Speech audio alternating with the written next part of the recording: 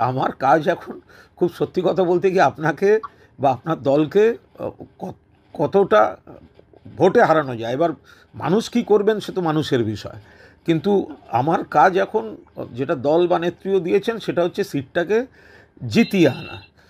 কুণালদা, আপনার কাছে খুব মানে অনুরোধ করছি, আপনি আমার একদম নিবেদন স্বরূপ অনুরোধ করছি, যদি কোথাও মনে হয় একটা উপনির্বাচনে তো আপনার সরকার গড়বে না, ভাঙবে না, যদি কোথাও মনে আমরাও তো হয় সেটাই মানুষকে বলছি, একটা সরকার গড়বে না, ভাঙবে না, কিন্তু সেই কারণেই যখন বিধায়ক চুজ করবেন তাহলে সরকারি পক্ষের লোককে করুন, যাতে এলাকায় আরও ভালো করে কাজ করে। মানে এটা আমরা বক্তৃতাতেও বলছি, আমাদের লাইনও সেটাই।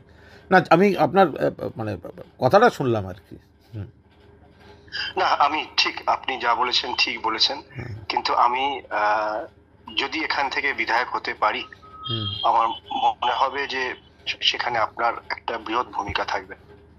তাহলে তো আবার আরেক সর্বনাশ হবে, না হতে পারলে তো আবার এই বৃহৎ ভূমিকাটা সেক্ষেত্রেও খেয়াল থাকবে, এ তো আরেক সর্বনাশ, তাই না? দেখুন, আমি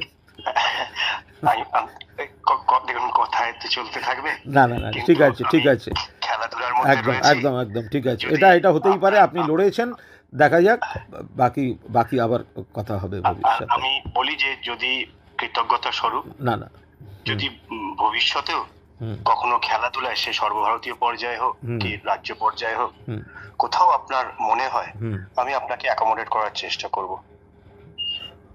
থ্যাঙ্কস, আপনি বলেছেন, আমার খুব একটা ওসবে আগ্রহ নেই, তবে ঠিক আছে, ভালো থাকবেন, পরে কথা হবে।